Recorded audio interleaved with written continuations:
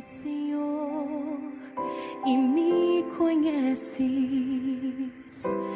quebranta o meu coração,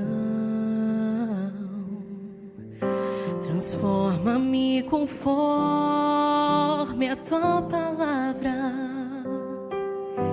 e enche-me até que em mim se ache só a ti.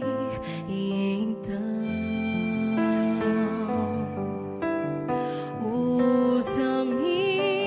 amém, irmão. Você pode se assentar então agora.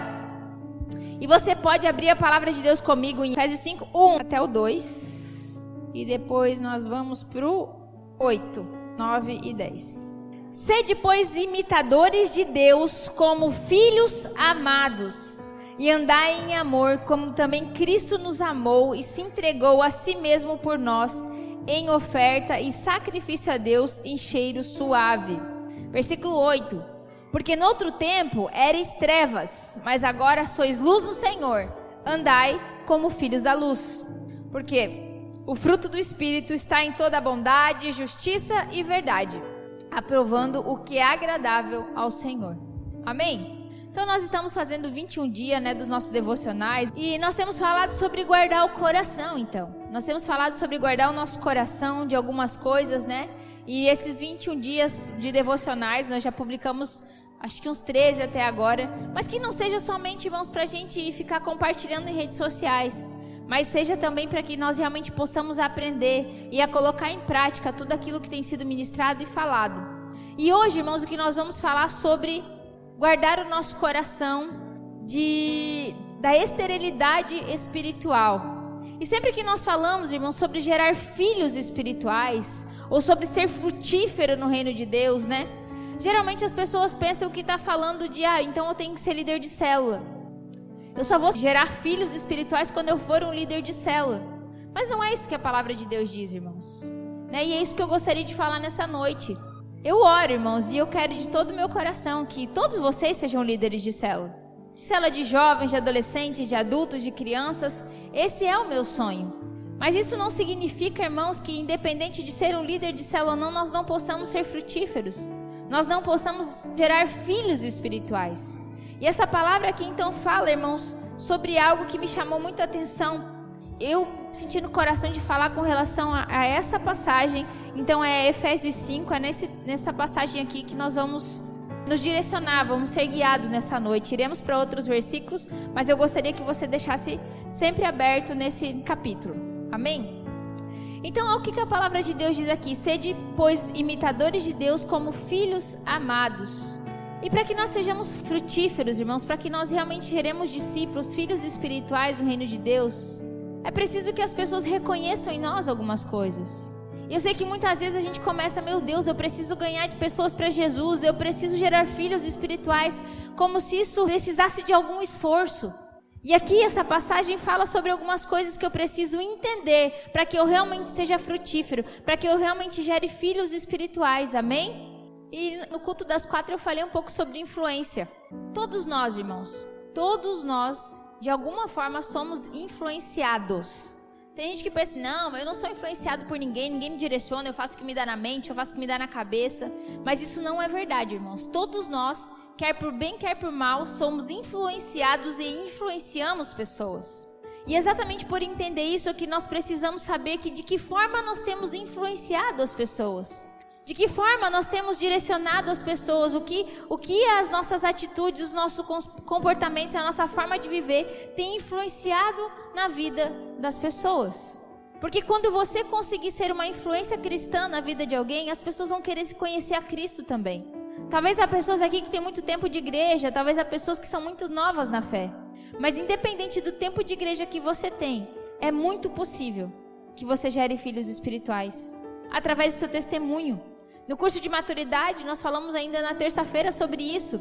As pessoas pensam assim, mas eu só vou conseguir pregar quando eu conhecer bem a Bíblia. Os antigos, a igreja primitiva, irmãos, eles não tinham uma Bíblia para seguir. O que eles faziam então? Eles testemunhavam daquilo que Cristo tinha feito na vida deles. E eu me lembro que quando conheci a Cristo, eu não conhecia nada de Bíblia, mas nada, irmãos. Eu só sabia o versículo que o Senhor é meu pastor e nada me faltará, amém?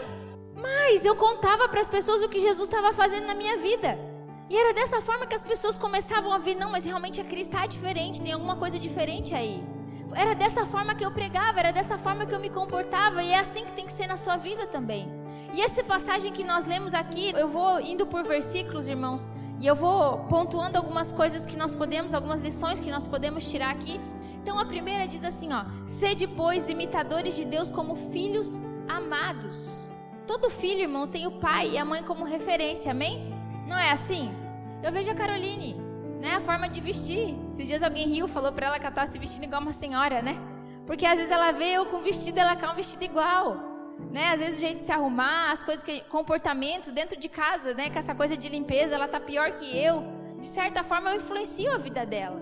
E é importante, e por que eu tô falando isso, irmãos? Porque se nós, os pais, não gerarmos influência dentro da nossa casa, na vida dos nossos filhos, as redes sociais vão gerar influência. Os amigos da escola vão ser a influência dos teus filhos. Eu e Juliano não somos pais perfeitos, mas eu vejo como a Carol, ela realmente consegue olhar para nós e entender que nós somos influência na vida dela. Eu vejo na escola, né, já conversei, não é porque ela é minha filha, eu sei que de muitas outras meninas aqui que estudam com ela e que são bênção também, e que sempre que eu ouço falar delas, eu ouço falar muito bem, irmãs, porque realmente elas têm entendido dentro de casa o que é ser cristão de verdade, e eu louvo a Deus por isso. Só que se nós não formos influência na vida das pessoas que estão do nosso lado, alguém vai ser. Alguém vai gerar, porque nós precisamos disso. Faz parte da nossa natureza. Nós temos essa necessidade de nos inspirarmos em alguém, de olhar para alguém como referência. Só que há muitas pessoas, irmãos, que também estão olhando para você, que tem você como referência, que tem você como influência. Talvez você pense que não, mas tem sim, irmão, acredite. Nem que seja o seu filho, nem que seja o seu irmão, nem que seja um amigo, tem alguém olhando para você, tem alguém olhando para o seu comportamento, tem alguém que de alguma forma ou de outra, talvez nas mínimas coisas, tem te copiado. Você já percebeu lá no seu trabalho? Caso você almoce na empresa, vou dar um exemplo. Um dia no momento do almoço, se você abaixar a sua cabeça para orar e abençoar o alimento, é bem provável que nos próximos dias os seus amigos, ainda que não sejam cristãos, vão estar fazendo a mesma coisa que você. Eu estou falando por experiência própria, porque isso gera influência, as pessoas pensam, vou fazer também. O problema é que muitas vezes a gente se acovarda, a gente fica envergonhado de realmente brilhar a luz de Cristo no mundo. Então, nós estamos gerando influência, principalmente os jovens, né, nas redes sociais, irmãos. Não só os jovens, né, nós somos uma geração que tem usado muito a rede social. Que tipo de influência nós estamos gerando nas redes sociais? Eu vi um vídeo muito legal que falava sobre isso, que as pessoas estão culpando as redes sociais por todos os absurdos que nós estamos vivendo, por todas as coisas que nós vemos. Não, irmãos, não tem nada de errado na rede social, ela é bênção. Ela é bênção se ela for usada da maneira correta, da forma correta. O problema não é a rede social, e sim quem está atrás do celular publicando besteira, publicando bobagem. Então Deus está chamando eu e você para ser influentes na vida das pessoas. Seja pessoalmente, seja dentro de casa, seja nas redes sociais, o que você está mostrando, o que as pessoas estão vendo na minha e na sua vida. As pessoas estão vendo Cristo através das nossas atitudes. Mas é aqui, irmãos, em Efésios 5, então no versículo 2 começa a falar sobre atitudes. Aqui fala então que primeiro eu preciso ser imitador de Deus.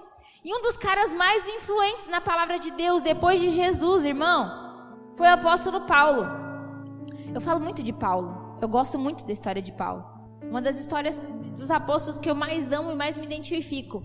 Paulo, ele é tão influente que ele influencia até hoje. As cartas que ele escreveu influenciam a gente até hoje. Só que antes de ser um influenciador, lá em 1 Coríntios, né, no 11, versículo 1, ele diz assim: sede meus imitadores, como eu sou de Cristo. Foi isso que o apóstolo Paulo disse: sede meus imitadores, como eu também sou de Cristo. Então um cara que influenciava e influencia até hoje, primeiro ele era influenciado por Cristo. Você consegue chegar para alguém assim, com coragem e falar, ó, me imita? Quem é que consegue levantar a mão? Me imita, porque eu imito a Cristo. É difícil, irmãos, eu sei que não é fácil. E eu não esperava que alguém fosse levantar a mão, talvez eu também não levantaria. É isso que nós precisamos. Ser imitadores de Deus, ser imitadores de Cristo, para que as pessoas possam olhar para nós e encontrar em nós uma referência, uma influência. Quando uma pessoa chega a Cristo, irmãos, a gente tem aquele discursinho assim, não, você tem que olhar para Jesus. E realmente você tem que olhar para Jesus. Mas quando uma pessoa é nova na fé, ela não consegue olhar de cara para Jesus, irmão. Primeiro ela vai olhar para você, lá no seu trabalho, na sua casa, na sua família, ela vai olhar para você, acredite. E é através de você que ela vai enxergar Jesus. E aí sim ela vai querer conhecer Cristo através do Cristo que há em você. É assim que funciona. Não, as pessoas têm que olhar para Jesus, claro, tem que olhar, mas primeiro elas vão olhar para você, acredite. Então, para que nós realmente possamos ser influência e referência para as pessoas, essa passagem aqui nos ensina alguma coisa. Primeiro, ser imitadores de Cristo. E o segundo, andai em amor, como também Cristo vos amou. Amém? Nós precisamos andar em amor, irmãos. Sem guerras, sem brigas. E hoje eu fiquei muito feliz porque eu não vi aqui na igreja. Eu tinha um trauma, irmãos, com relação à política aqui em Garuva, amém? Na última eleição eu estava fora de Garuva, não estava morando aqui. Foi logo que eu vim pra cá, vim um pouco depois. Então eu não vi nada, eu não participei de nada. Mas Garuva era sempre aquela guerra, né? Era sempre aquela briga política. E não que dessa vez não teve, tá tendo lá fora, acredite, né? Mas eu não vi os irmãos participando disso. E glória a Deus por isso, irmãos. Isso significa andar em amor, significa, ou seja, o Cristo que eu vivo, o amor de Cristo dentro de mim é muito maior do que qualquer político, é muito maior do que qualquer coisa que esteja acontecendo lá fora. Não que nós não precisemos, irmãos, brilhar a nossa luz na política, a gente precisa também, porque nós como cristãos influentes, a gente precisa sim falar de política. Você não vai me ver pregando aqui, irmãos, sobre isso, sobre quem você deve votar ou não, e eu só estou falando sobre isso porque você já votou, amém? Mas nós precisamos sim votar com consciência, nós precisamos pensar naquilo que nós estamos fazendo. E andar em amor, irmãos, é votar em alguém que vai fazer o bem para todo mundo, que vai fazer o bem para o meu irmão também. Não em alguém que me deu uma cesta básica, uma carrada de areia. Isso é andar em amor. Não, pastor, isso não acontece. Não, irmão, só na outra cidade, né? Em Garuva não acontece, aleluia, né? Entende? Não pensar somente no próprio umbigo, é olhar para todo mundo como uma comunidade, com as pessoas, amar as pessoas é isso, é um amor incondicional, né? Eu só citei política aqui, irmãos, porque me veio à mente, mas em todas as áreas da nossa vida, andar em amor é sempre conseguir buscar amar o próximo. Às vezes, irmãos, nós encontramos pelo nosso caminho pessoas feridas, pessoas machucadas, que já chegam tentando nos ferir, e é nesse momento que a gente precisa fazer o quê? Andar em amor, amar como Cristo amou, é isso que diz esse versículo. E como é que Cristo amou, irmão? Se entregando. A forma de Cristo amar é dando a sua própria vida. Você tem dado a vida pelos seus irmãos? Não estou pedindo para você morrer por ninguém, irmão, mas quando você doa 1 hora do seu dia para conversar com alguém sobre Jesus, quando você doa 1 hora do seu dia para orar, para conversar, para aconselhar alguém, você está doando vida. Você está dando vida, está dando a sua vida para alguém. O problema é que muitas vezes nós julgamos a nossa vida mais importante que a vida do irmão, e por isso não é andar em amor, e não é amar as pessoas como Cristo amou. E o amor de Cristo, ele é incondicional, amor ágape.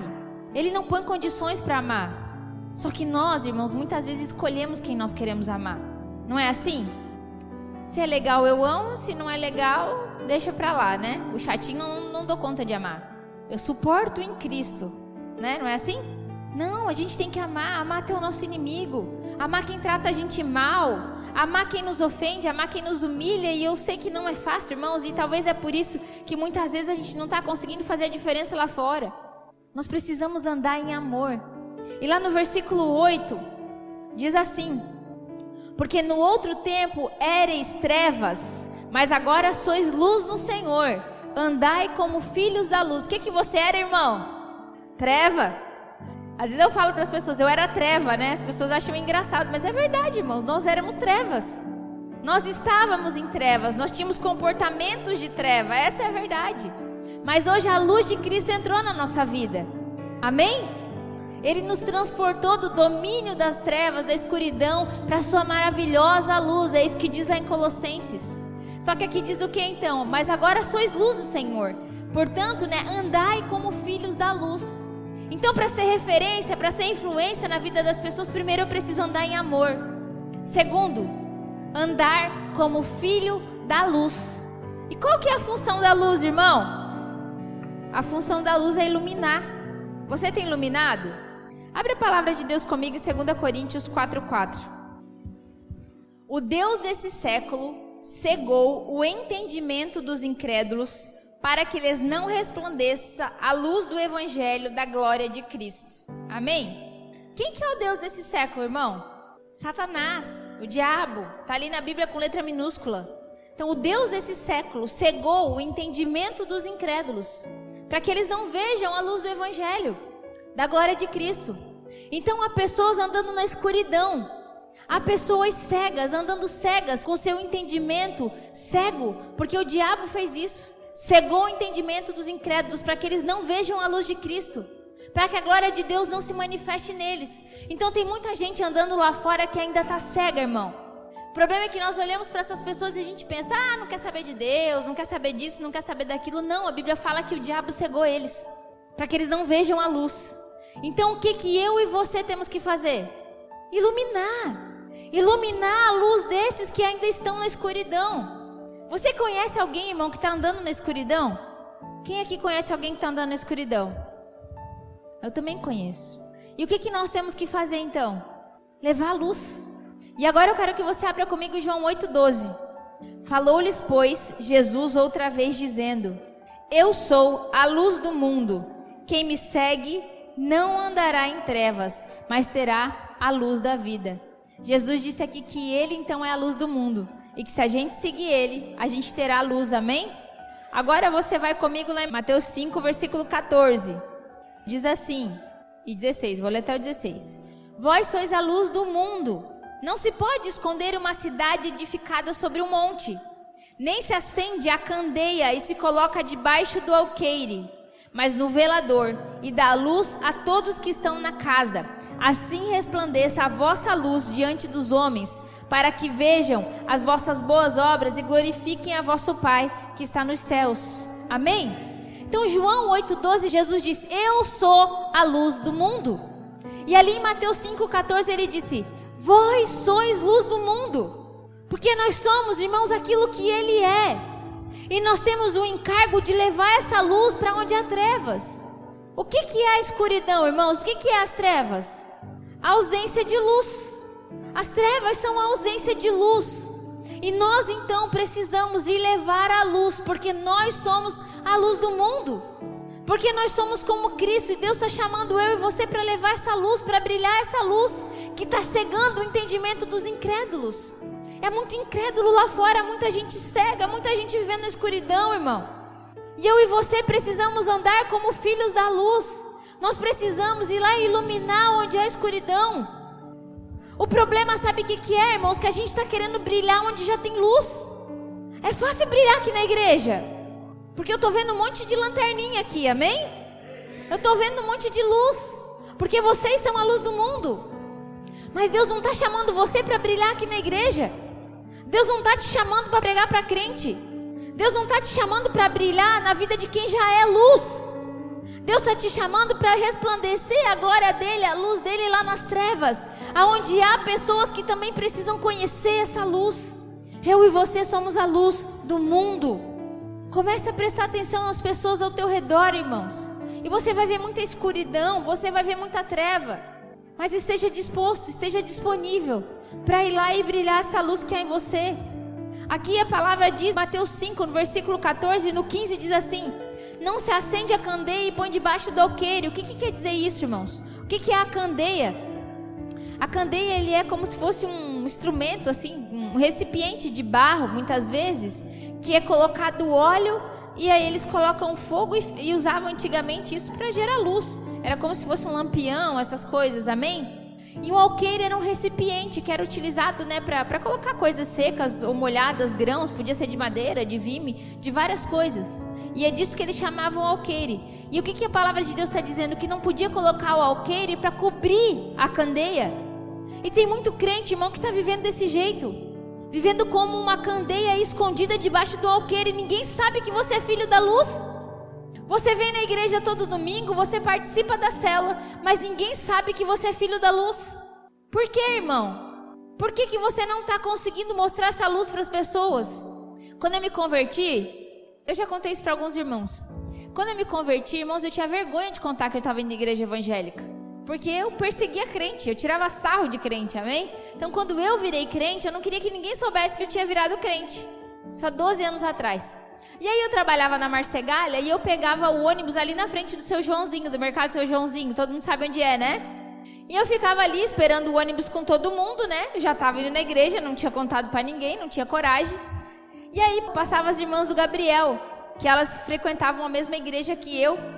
E elas passavam para ir para a escola às 7h30 da manhã e eu estava lá esperando o ônibus, né? E elas passavam na frente de todo mundo, né? Paz, irmã Cris! Eu fazia assim, né? Paz, irmã! Mas morrendo da vergonha, porque eu não queria contar para ninguém que agora eu era a irmã que dava paz. Amém? Eu tinha vergonha, irmãos, eu era agente secreto. Já assistiu aqueles filmes de ação que tem aqueles agentes secretos da CIA? Tem muito crente que é assim, irmão, ninguém sabe que ele é crente. Ninguém sabe.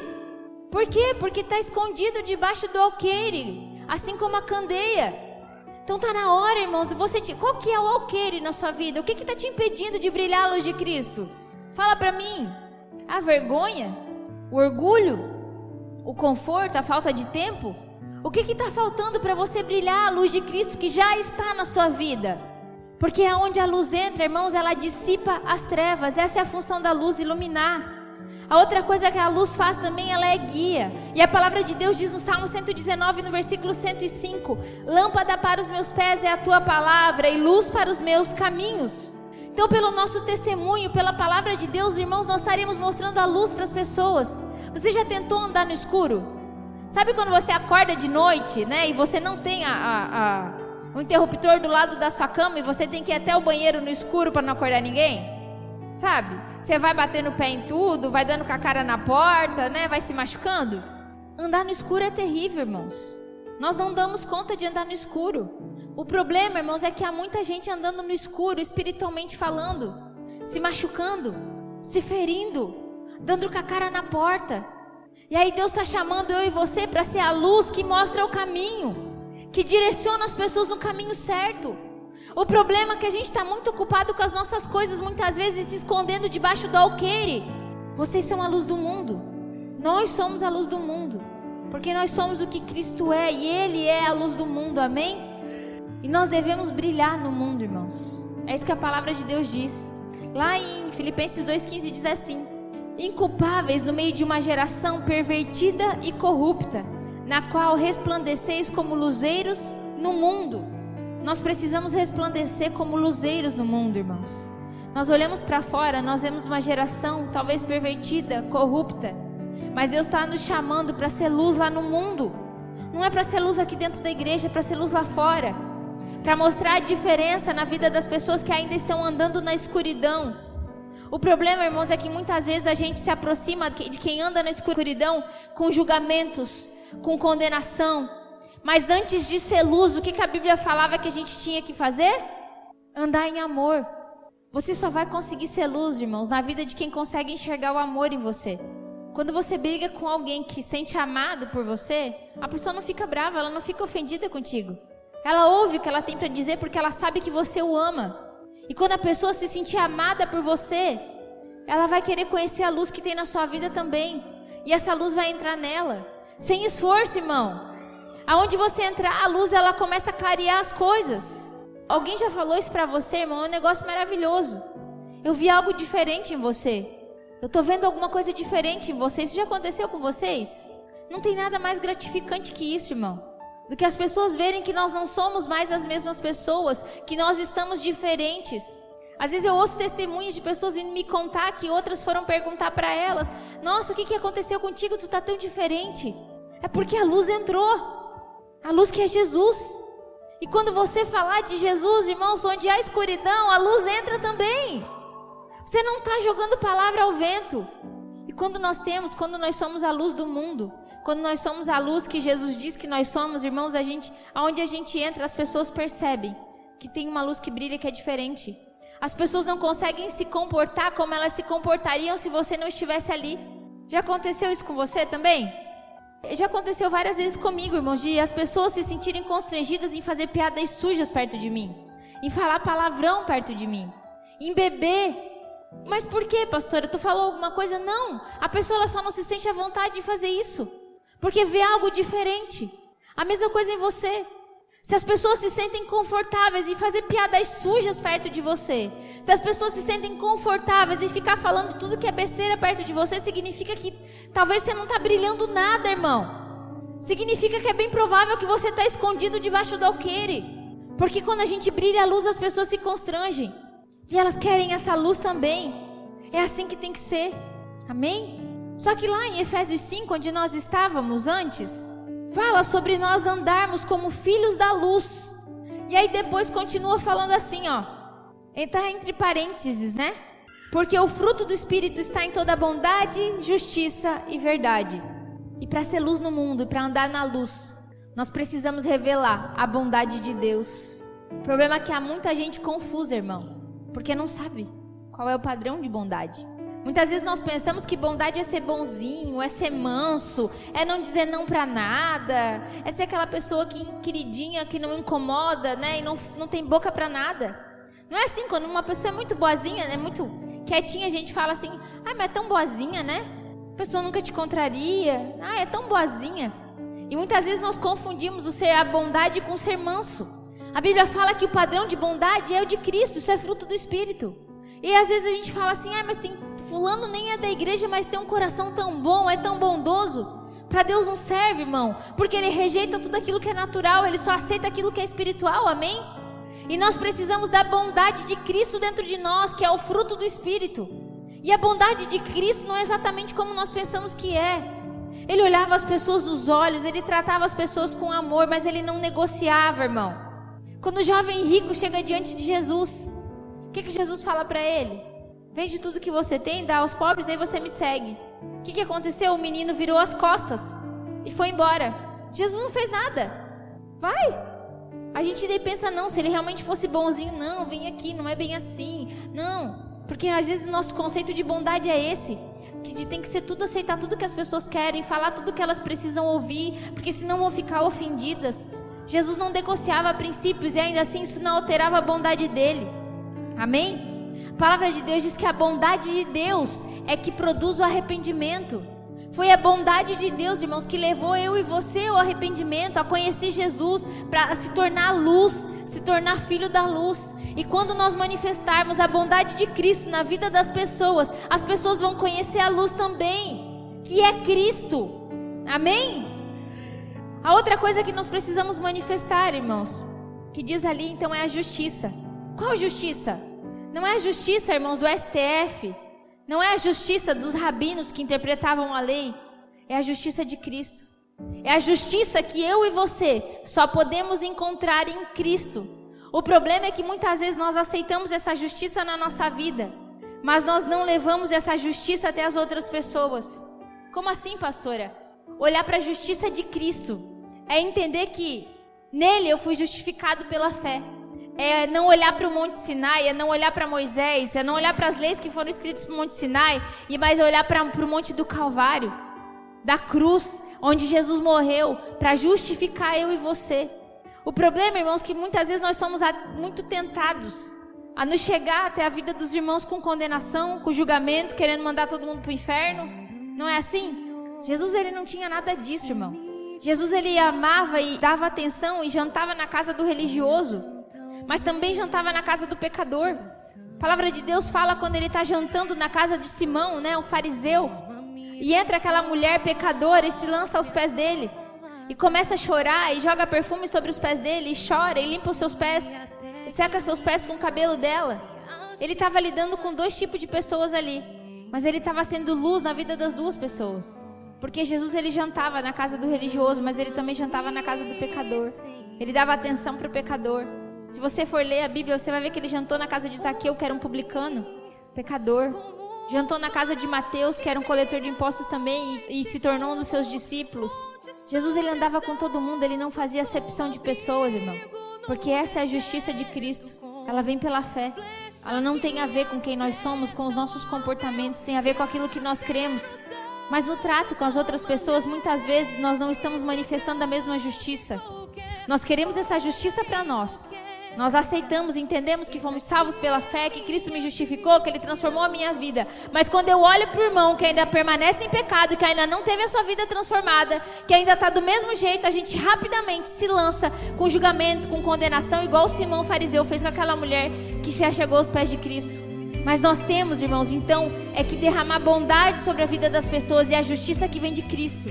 E por último, está lá em Efésios 5, que nós lemos no versículo 9 também, que é a verdade, a bondade, a justiça e a verdade. Nós precisamos andar em amor, andar como filhos da luz, e se nós queremos andar como filhos da luz, nós precisamos manifestar na vida das pessoas a bondade de Deus, que é essa que vai produzir o arrependimento, a justiça de Deus, que não olha para o tipo de pecado que a pessoa tem, e a verdade de Deus, porque a verdade é que liberta. Jesus disse: conhecereis a verdade, e a verdade vos libertará. Quem é a verdade, irmão? Eu sou o caminho, a verdade e a vida. Ninguém vem ao Pai a não ser por mim. Então nós precisamos levar a bondade, a justiça e a verdade às pessoas. E assim nós andaremos como filhos da luz. E aí nós estaremos tirando o alqueire de cima das candeias e poderemos brilhar a luz de Cristo na vida das pessoas. Se você quer brilhar a luz de Cristo na vida das pessoas, pare de julgá-las. Trate elas como Jesus ia tratar, com bondade, justiça e verdade. E aí você vai ver, irmãos, vidas sendo transformadas. E aí você vai gerar filhos espirituais. E aí você vai ser muito frutífero. E aí você vai fazer muitos discípulos. Quando você começar a reproduzir esses frutos que estão em Cristo. Jesus está nos chamando para levar luz para aqueles que estão com o seu entendimento cego, incrédulos. Jesus está chamando eu e você para ser como um farol que brilha, para quem ainda não tem capacidade de enxergar Cristo. Jesus quer usar você, irmão. Jesus, Ele quer te abençoar, Ele quer fazer grandes coisas na sua vida. E sei que muitas vezes a gente se chega à igreja desse jeito, mas agora você já é um filho da luz. E agora você precisa brilhar essa luz na vida das outras pessoas.